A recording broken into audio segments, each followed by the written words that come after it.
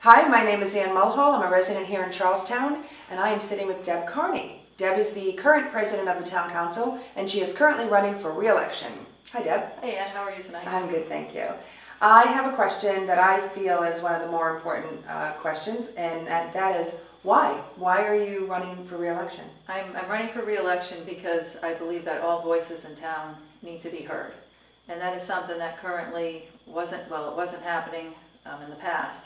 And it doesn't always happen now. And I'm hoping this time, we can make a change where people are represented on the council and all voices are heard and listened to.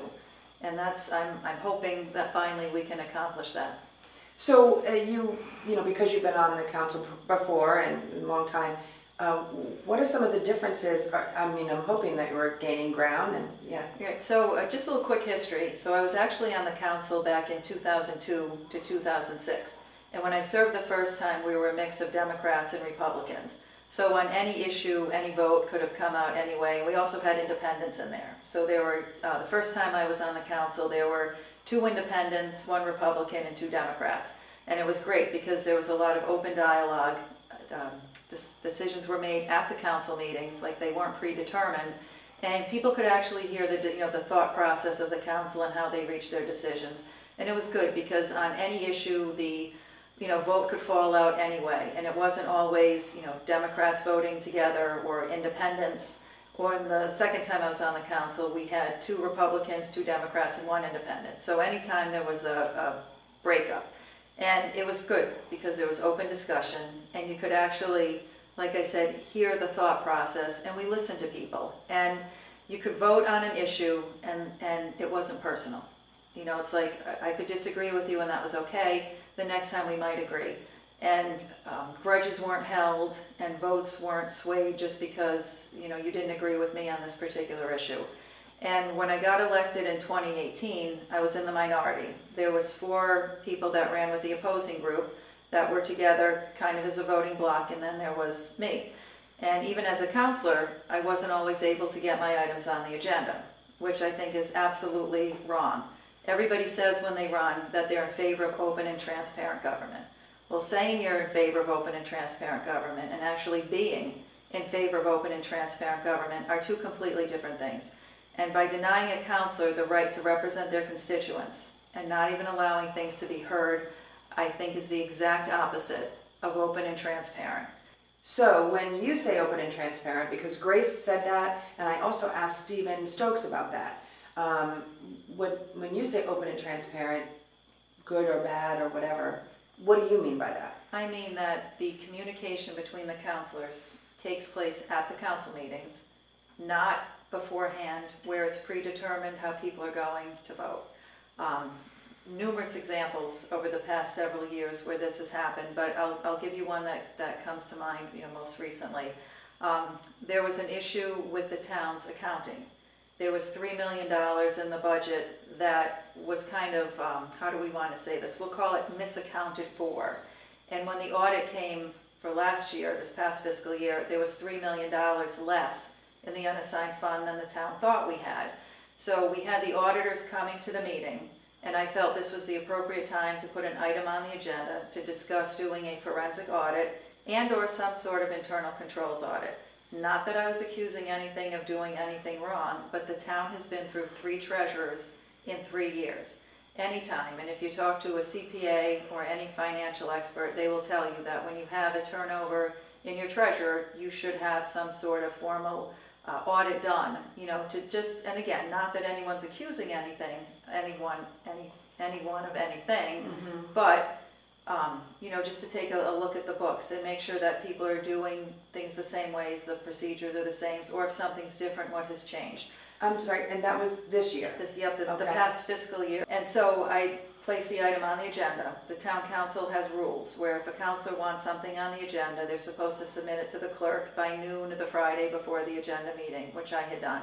When it came up for discussion, my fellow councilors decided they didn't want to talk about it.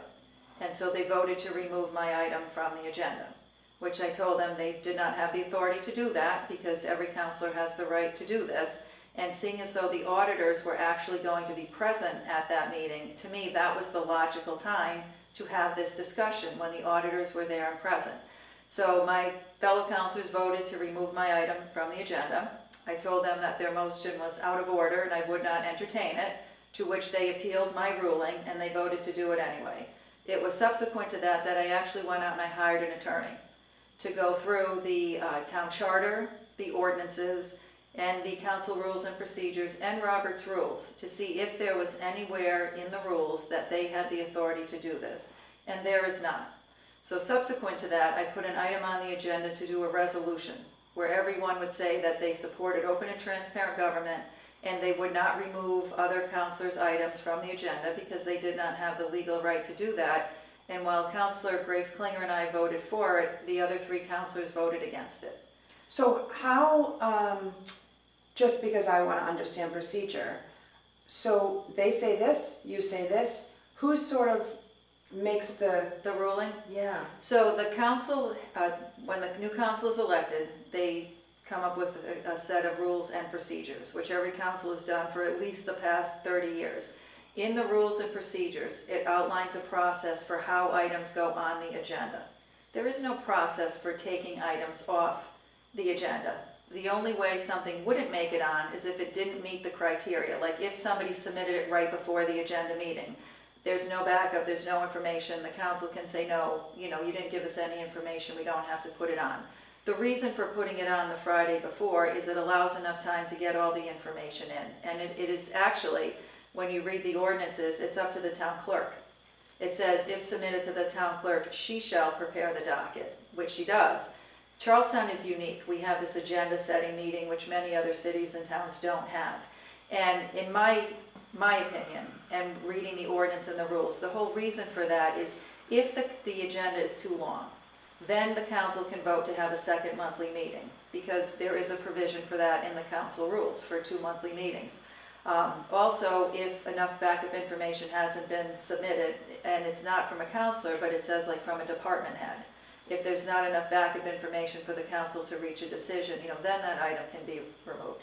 There is absolutely no provision in any, whether it's the charter, the ordinances, the council rules, Robert's rules, that allows the council to do that. Well, and the reason I was asking for some clarification too is if I think to myself, if it's happening within, how's it must be happening to me or, any resident here, correct? Yeah, that's what I mean, it could happen, correct, yes. Mm-hmm.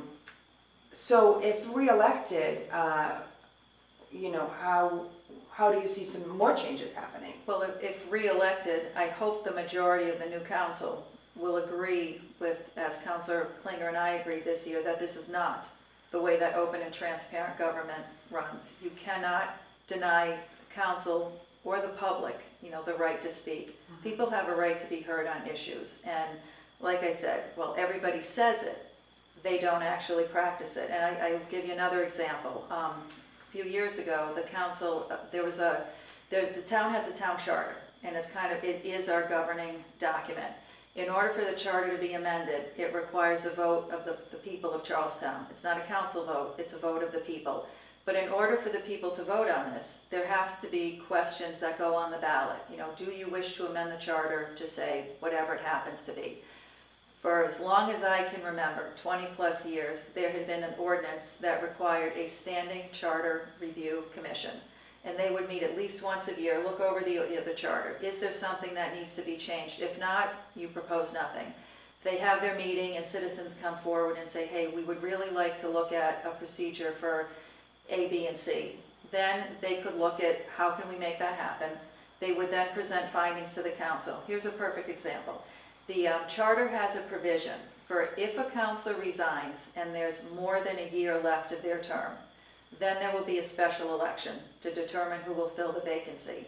If there's an issue where there's less than a year left and a councilor resigns, then it's up to the council to appoint the replacement. Well, when you have a split council, as was what happened probably about 16 years ago or so, there was 2 on one side, 2 on the other, and 1 individual resigned. So now you had a split council 2-2. They could not decide on a replacement, so they went through the remainder of their term with 4 councilors, and most things failed on 2-2 votes. I shouldn't say most things, but I'll say many things failed on 2-2 votes. So in order to prevent that from happening in the future, there was discussion about putting a procedure in there for what would the process be if there was less than a year. Nothing like that ever came forward, but there was at least a provision in place for, people to sit down and discuss it, come up with ideas and put forward a plan for how to do it. And then if the council agreed, then it would go on the ballot. What a council did a few years ago, made up of, the other side, they did away with that. They did away with the Charter Revision Commission as a standing commission. And now the commission would only meet if requested to do so by the council. So if the council decides they want something changed, then they call the group to order, and now they have to appoint people, and then they meet and they bring forward. I was going to say, is the commission already formed? So No. they have to form that first and then, Which would take time, because there's also another provision in the ordinance that says that vacancies on committees and commissions need to be announced a month before, people are appointed. So if you came forward with a proposal, if you wanted citizens to be able to do petitions for whatever it happened to be, and you came forward and you wanted a charter change, unless the council agreed with you, you wouldn't even be able to present that. They would say, nope, we're not listening to you. So there could be, 500 people out there that wanted to see the same thing you wanted changed in the charter, but unless the 5 members of the council agreed, or I should say 3, because it only takes the majority, you wouldn't even have the right to be heard. So, open and transparent, while tossed around quite often, if you really boil it down, it's super important to really consider that. If you had one other word to describe the council you're on now, like, what you're, how is it going? My word would be hypocrisy. Oh. It's, you say one thing, but then you do the other. And it's like there's 2 sets of rules for people in town too. If you're in agreement with the majority party, like if you're one of their supporters, you tend to get what you want. If you're not, forget it. They don't even want to hear from you. So give me an example of what you mean by that. So back in 2015, the town council at the time, which was made up of everybody on the other group that's running, they had spent all the money in the open space recreation bond. Now, prior to 2015, the town had proposed other open space bonds, but they all had a recreation component. So if the bond was approved, then the money could be used for open space and/or recreation. In 2015, the council at the time put forward a bond just for open space. So when they had the public hearing to discuss it, a bunch of us got up and we said, can you please include a recreation component? So it would be for open space and/or recreation. Seemed logical. They said no. They refused. So a bunch of us got together and we did a citizens petition for $1 million for improvements at Niagara Park as outlined in the master plan. Because there is a master plan for Niagara Park that was approved in 2008. And we figured this was a safe way, we know the money will be spent on something in the plan. So when it came time to vote, well actually when the public hearing was held on our petition, there were 2 members of the council that actually came out and publicly opposed the recreation bond. They only wanted the open space one. Well, when it came time to vote, the open space bond only passed by 11 votes. Prior to that, all of the open space and/or recreation bonds passed overwhelmingly. It passed by 11 votes. The recreation bond passed with over 75% of the people voting in favor of it. So I think the voters sent a clear message that they value the recreation. And incidentally, since the original open space bonds in the early 2000s, since then, the town has acquired numerous properties to the point where over half of the land in Charlestown is already open space. We have over 10,000, almost 11,000 acres of open space in Charlestown. And, I support open space 100%, but I also support balanced management of that, and I also support recreation. And going back to the recreation portion of this, many of the members of the Parks and Rec Commission at the time supported the recreation bond for obvious reasons. The council opposed it.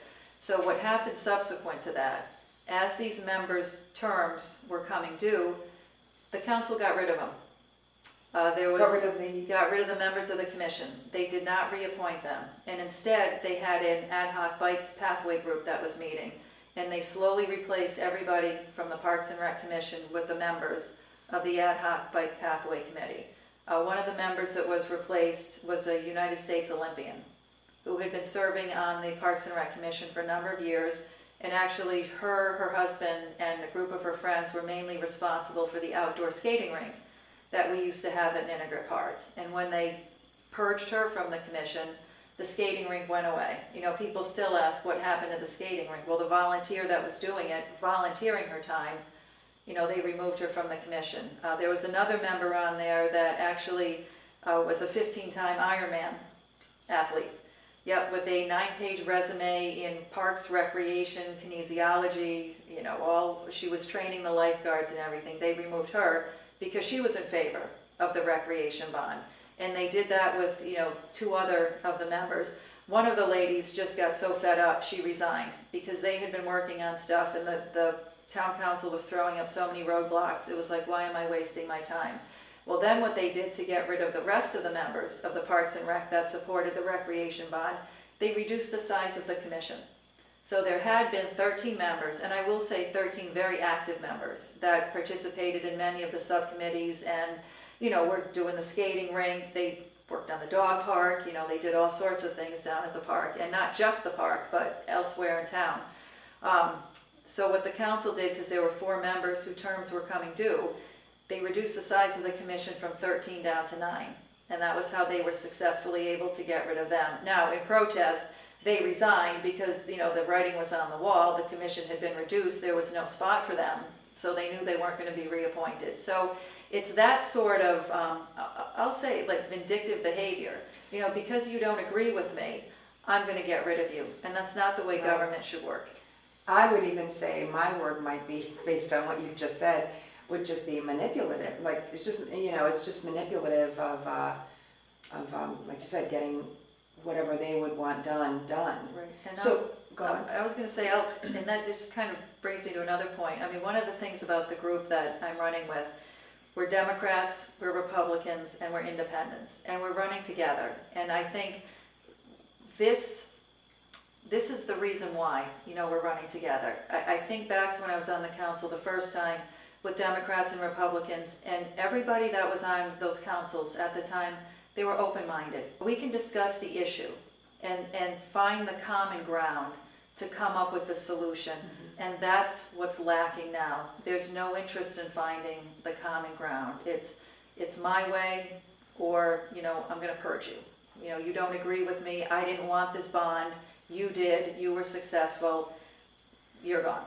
Yeah. And that's not the way it should be. That's not representative government. You know, right. Everybody talks about we're gonna represent the people. Well, when you get rid of people that don't agree with you, you're not representing them. You just made me think of something. It sounds like everybody from this group could be voted in, and it would be that balance thing that you said from 08 and 18. Well, right? 2002. So when I was on the first time is when it was balanced. That was 2002 to 2006. Yeah. So so people should just vote. People should just vote crew. Yeah, and you know, it's like, you know, Steve says, one of us is going to agree with you. You know, if you're Democrat, if you're Republican, and we have the best discussions and the best debates because, you know, you might start on the opposite ends, but then the more you talk about it, you find that common ground and you see where you can work, you know, to represent everybody. And that's what we say. You know, we represent everybody. And even if I don't agree with you on the offset, you know, convince me. And I'll try and convince you, and even if we don't get there, we can find a compromise. So to sort of wrap up, what would be the future of the town council? What would be that one word that you described? So I think that one word would be accessible. Accessible and approachable. I'm going to give you a second word. The candidates from crew, we're out there. You know, we've been part of the community for a long time. People know how to get in contact with us. We're out and about. The last cycle, Grace Klinger and I would go around town doing conversations with Carney and Klinger. You know, you elected us, we're here to represent you. We work for you. And I think that's kind of what's missing right now. I don't think the council remembers that they work for the people of this town. And Grace and I would go around town, we'd hang out outside the mini super, at the library, you know, Rippy's, any place, and we're accessible, and we actually listen. And we're gonna take what you say and work for you. So crew, it's Charlestown Residents United, right? And the crew is? So the crew is, as I said earlier, we are Democrats, Republicans, and Independents running together. So Grace Klinger, who is a Republican, myself, Deb Carney, who is a Democrat. We have Lorna Pearson, an Independent, Richard Rippey, Sarah, Republican, and Stephen Stokes, who is also a Republican. For Planning Commission, it is a nonpartisan position. So we have Gabrielle Godino and Patricia Stamps running for planning. And then, of course, Charlie Beck is running for town moderator. Great. Wow. That sounds awesome. So thank you so much for your time. Well, thank you, Ann. Yeah, thank you. And I know I'll be on November 8th. I hope you are as well, voting for crew. Thank you so much. Thank you.